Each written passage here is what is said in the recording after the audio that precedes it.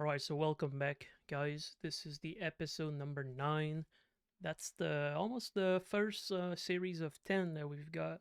And, hopefully you learned something so far. In the last video, we talked about the, percentage on these current open candles. So, like, the candle has to be open to evaluate where it potentially can expand, where it can potentially retrace, where it potentially can consolidate, and where it can actually reverse. So that's kind of like the same a little bit thing that we're gonna do here, but these are closed candle. Okay, that's the very important factor here. Those are closed candles. So like, let's imagine this is a daily candle. Okay, so like this is your daily candle, and both are just 2 days, 2 different days. Okay, like this is a Monday and this is the Tuesday, right? It doesn't matter because we're not assembling two candle yet. I'm just talking about one single candle so far. As we talk at the mentorship so far, I've been talking only about one candle. But obviously the market has a lot more than one candle, right? Unless you're looking at the weekly and they only trade the weekly candle. But like, if you're trading on the 4 hour, you have like 6 candles. So now you have to basically create relationship in between those 6 4 hour candle. And if you trade the 1 hour, you have like 24 candle that you have to actually make a relationship with between all of these 24 candle. And if you trade the 15 minute, that's a lot more. If you trade the 1 minute and you have no clue what's going on these 4 hour and actually, these 8 hours and all these bigger candle, you're just basically gambling. I'm telling you right now. So this is your previous daily range. This is your previous daily range, and I'll just go over that scenario first. So I'll just put it aside right there, and we're gonna start with that candle right here that is bullish. So I want to show you how you actually anchor a fib on a previous candle. So we're utilizing the low right here, the lowest value and the highest value. And we're using a fib that has 1 and 0. So like, it's pretty simple, right? And since we're in a bullish order flow, like this candle is going up, I'm utilizing like a blue fibs just for the sake of explanation right there. So like, we have the 1 that is 100%, and we have the 0 right there that's going to be your 0%. Okay, and I see that very often, but people place it on the opposite side. So like, if I reverse that fib right there, I'll just place it so you can see. If I reverse right there, you see like the 100% is on the high, and that's wrong. Okay, that's the lesson here. If you put it on your 100% on the high, that's wrong, because every percentage here is going to be on the wrong side as well. So the 0% never go on the bottom here unless it's a bearish candle. But like, for a bullish candle, we're just talking about this previous day right there. And that could be a previous hour. That could be a previous 4 hour. It doesn't matter, right? Candle is a candlestick. But for the sake of that example, I'm utilizing a daily candle. So we're just going to put it on the right side. So you want to place your fib on the previous daily low and the previous daily high right there. That's going to give you something like this. Okay, it's simple, right? Now we're going to manipulate the data. So we're utilizing the high right there, and we're utilizing the low. But instead of doing maths and just basically, this is like 20,002 whatever 54, and this is 23 and 226 and whatever number it is, right? And now you try to calculate the middle point. That's where we're using a fib. Like, the fib is basically an all-in-one tool that universally adapt the ratio of what you want to try to do, okay, with it. So for that sample right there we're doing on the previous day, what I like to use is basically a midpoint of that previous day. So like 0.5. So I'm gonna take this, and now you have like the midpoint of that previous day. So you know that in term of value, you have like your premium in between that 0 and 50. So like this is considered like that whole zone right there, or that whole area right here, fractally speaking, is considered expensive. Okay, it's considered expensive, but still, right? So like relative to that previous day, right? So we're, let's say, on this new day right here, and we're actually opening the new day right there as the close is happening here. So like the new open's gonna near the close. Sometimes there's small gap, which we call them and dog on the daily candle.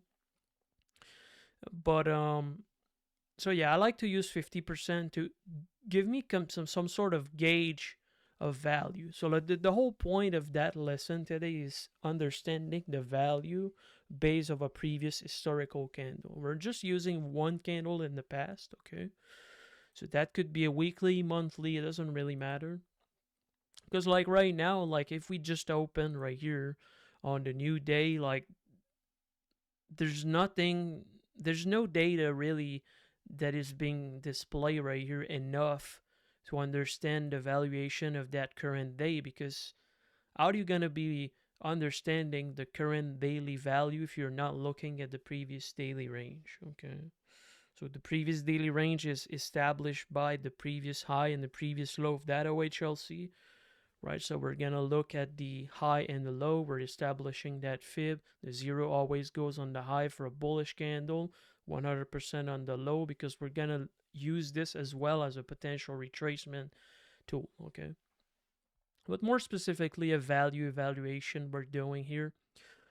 So that's the first value I really like, because it give me like the premium area of that OHLC, and it give me the discount area of that OHLC. So I'm going to look specifically for premium arrays in that upper range, and I'm going to look for discount arrays in that discount range.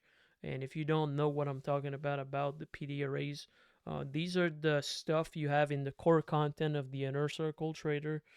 You know, you have like all of them, like there's a lot of them.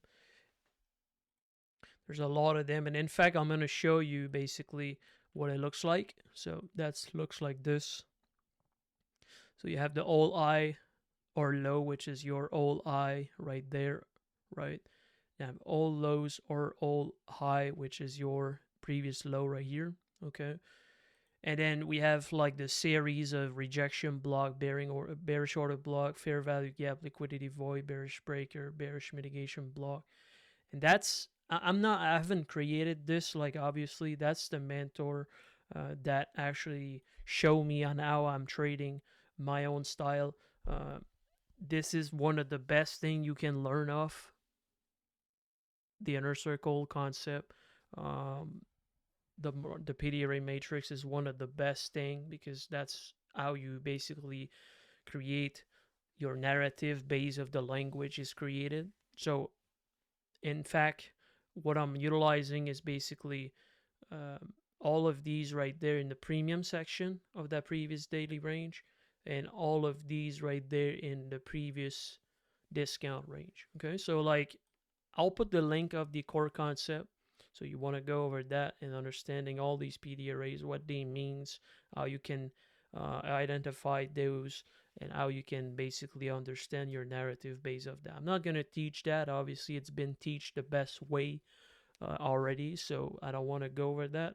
So again, we're going back to the example here, okay? And then I'm going to add more level, which are not necessary, but they're great. They're very good. So like 0.75 and 0.25.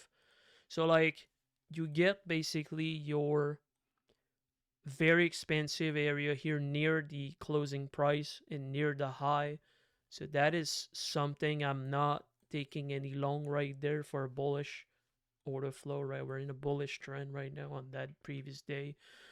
So I'm not looking for any buy in between 0 and 25%. I find it myself too expensive and too risky to buy in that area, because we're very close I mean, if you're like, let's say you're buying here in this area right there, and that's 0 to 25. Let's say you're buying there, and there's a lot of downside risk, in my opinion. Okay, there's a lot of downside risk. Like that area is kind of like an area where I'm not really engaging as a buyer, but more likely a short seller if I'm trying to go against the bias, which I don't do very often, but if I'm doing it, I'm going to look for short in the expensive area here, and I have to look for potential fair value gap that align in the discount portion of it for potential delivery. Okay, so that area here, now it's a little bit better, right? Because we're close to midpoint or average price of the previous daily range. So like in between 25 and 50, that's your fair value. I call it the fair value. So like in below 25 to 50, that area is pretty good for a buyer. Is it the best price? No, it's not the best price, but it's relatively good compared to this area here. Okay, so that again, we're just utilizing previous daily high and low, and we're establishing that fib, putting the 0 on the high because it's a bullish candle, and we're basically calculating the value, and we're looking at which type of value we're inside. Okay, so the 50 to 75, that's your best bet or your best area for a long position. That's the best discount you can get, in my opinion. And then if you go in between 75 and 100%, now we're basically a little bit cheap relative to the low right here. So there's a lot of upside risk. It's just my opinion. Okay, again. So if you go short in that area here, it's very, it's a little bit sketchy to go short here because we're very close from that low.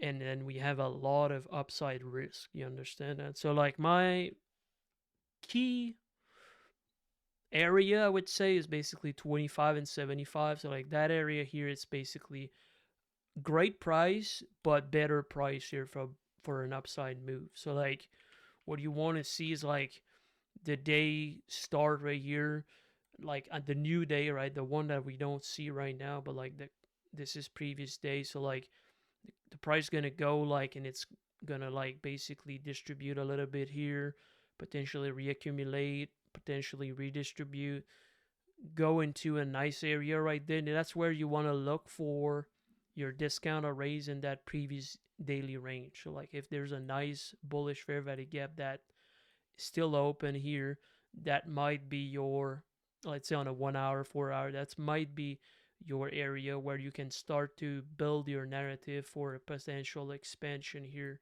on the opposite side. Okay, and return for that high as we are in a bullish trend. So that being said, pretty simple. It's not complicated, right? I'm just incurring a fib on the high and the low that previous day, and you can do this on the previous 1 hour, previous 4 hour, all these things. I got tools for that actually do it for you, but I'll show you later on, as we're not into the tools or like commodity or uh, convenience type stuff. I'm just showing you the basic here. And then if we go back on the bearish side, and I have this candle I have to delete. If we're going back on the previous day, that is a bearish candle. It's the same thing, just I'm going to turn on the previous midpoint. So like you can see previous midpoint, 25 and 75. That give you the same thing as we have on the bullish candle, but we have it on a bearish candle now. But the only difference is I put the 100% on the high and I put the 0% on the low, because we're in the distribution, or we are in the sell side distribution. We have a bearish order flow on this candle. That's the result of it, right? And I don't want to see price trading above previous high because it's a bearish candle. So like otherwise it may be a total soup and such, but I don't want to see that personally. I want to see price trading in a nice value, so like fair value, OT, premium, pretty nice premium, right? So you get a nice premium from a discount, from a sell side distribution, so that gives you an opportunity to potentially go short. And then That's the same thing. It's the same exact thing. You're looking for premium arrays like premium fair value gap, premium order block, all these things that could be shop in this area here. So like right now, obviously I'm pointing at to one single candle to show you the understanding of that. But when you go into 1 minute, that 100% still gonna be there. That 75% still gonna be there, right? And you can see multiple candles. And that's where it's easier to shop for these PD arrays into these specific valuation. Okay, so pretty simple. Hopefully you guys understand that. And we're gonna soon like start using 2 candle. Like right now I'm just using 1 candle, but like soon we're gonna start implementing another candle and maybe 3 candle, maybe 4 candle, and we're gonna look at a 4 hour profile, the full profile of the day. We're gonna look at these, how these candlesticks change their delivery state, how they utilize PD arrays on the lower time frame, and how they're just doing their job. Okay, so but for now, I just want to show you this, and I think it's pretty relevant, specifically on how you're going to place that. And remember, like the fib setting are right there for the bearish scenario. And I use like, for the color, I'm using this one, okay? And for the bullish scenario, I'm using that fib right here. And I'm using this blue right here. Okay, so it doesn't really matter, but if you want to be the same thing right here, you can use the same color. But these number are the most important thing. I use maybe the second line right here. I use 14 on the font size, and a big error that I see most of the time, which is just something that my OCD goes to. Um, you want to have this to the middle. Okay, like the label has to be to the middle. You don't want this to be on the top and have like a weird space right here, or like on the bottom, like having that. Try to align these things correctly. Okay, just put it on the middle, and you can have it on the right side. Center, I'm not a big fan because you're basically overlapping. This side's not too bad, but I prefer it on the right side. Okay, it's just my opinion. You can also use prices. If you're somebody that don't like to have this on your chart, you can actually show the prices here. Wait, how did that? Okay, so like I just basically checked that price right here, and now you can have your notepad and type these numbers. So like the 0% I previous did was 26,627. Previous 25%, which are upper quadrant, is 26,523.5. You can type all these beautiful things on your notepad. All right, so hopefully you enjoy. Subscribe to the channel, like this video, and subscribe, and whatever. If you have any question, type it in the comments. And if you also like that series, I would highly recommend sharing with your friends. All right, so see you next time.